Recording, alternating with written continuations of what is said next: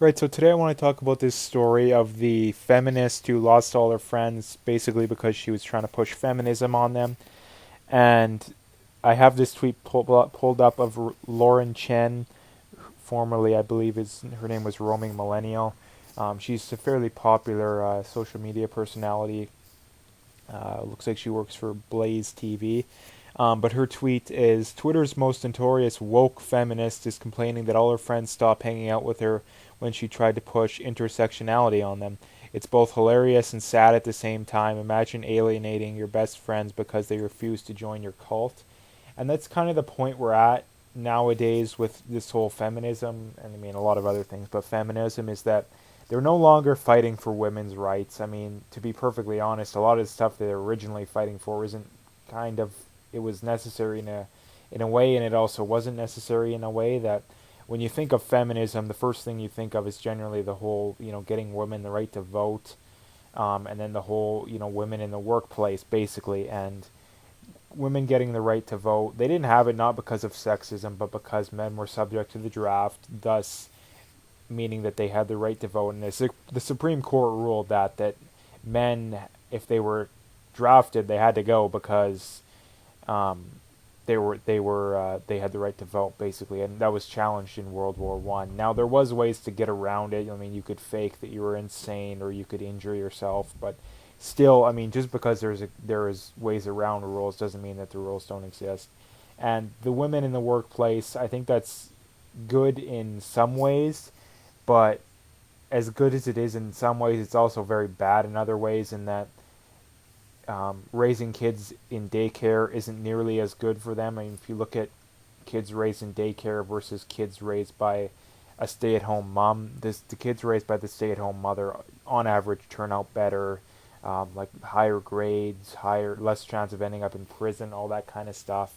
So, although if your kids are grown up or you don't have kids, then I think it's a good thing. But moms with young kids should be staying home with them, in my opinion. And the stats do back that up too. So anyone that wants to argue that, well, the stats don't back that up. And pulling up some study from HuffPo or some crap like that doesn't really do anything to change it. You got to do something that actually is reliable and not completely biased.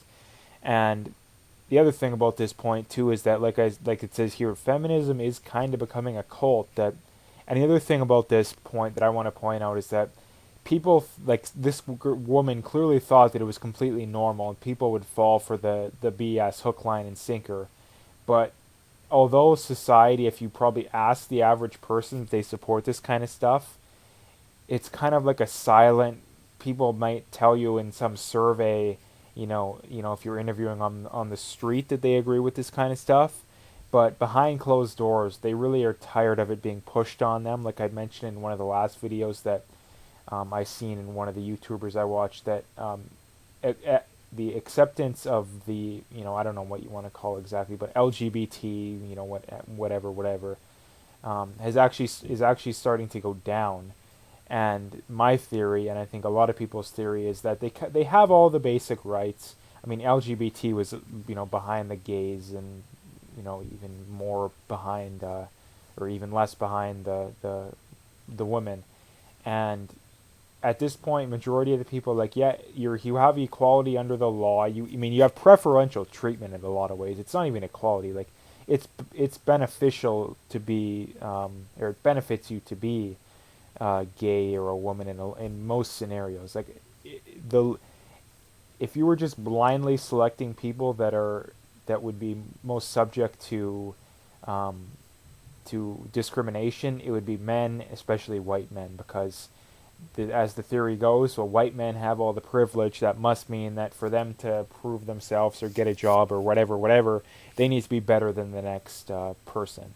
If you're a woman, or if you're a minority, or if you're LGBT, um, a lot of times people get the job or get the promotion just because they're a woman or they're whatever. And if we didn't have these quota hiring policies, then every one of the women or LGBT or gay people, whatever, that they would be there because they were the best person for the job. And that's something that people are really starting to get bothered with is that we had the equality, now we're going past that, and in these businesses and in the offices and all this kind of stuff, if you see someone who's a woman, in a higher, an executive position or running the company or whatever, a lot of times it's, do you know if they're there because they're actually the best at their job? Well, you don't. But if you see a white man, or a man, but especially a white man, they're there because they're the best at what they do. So, and like I said, feminism has long had their rights, and the rights that they were fighting for in the rights that they were fighting for in the beginning, there wasn't very many of them that they needed. Like, again, the right to vote, technically, if you're going to give women the right to vote, you should have made the draft voluntary. If you're going to do that, women should have had the right to vote. The problem is that at the time they got the right to vote, the draft was still mandatory for men. So that's a story, a different story in and of itself. But like I said, feminism. I mean, Margaret Thatcher, I believe in the 70s, she was a first generation feminist, not the radical, crazy ones. And she said, in the 70s, yeah, the women's rights movements, we have everything we wanted.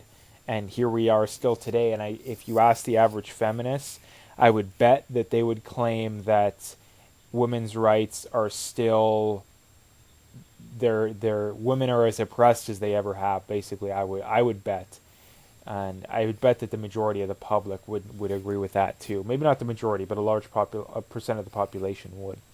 But like I said too, like this feminist person, they're in such a bubble that they thought that they could push this crazy ideology on people and it just be normal, like you're doing something that's completely normal. And that's something that people with these crazy, largely leftist ideas, is that they're in such a bubble that they don't even realize how big of a bubble they're in. Because if she wasn't in a bubble, then she wouldn't have pushed the feminism on people, because you would have lost all your friends. Or if you're so crazy that you'd rather be a hardcore feminist and have no friends, then I mean that's kind of stupid in my mind. But yeah, this feminism nowadays, like I said, is they're not fighting for women's rights. They're fighting for number. I mean, the best way to put it is how I think Stefan Molyneux put it this way: is that they're just useful idiots for socialists and or left, or crazy leftists, basically. And that's the best way to put it. And I think that's a good way to leave this video. So if you liked it, make sure to hit that like and subscribe, and stay tuned for more.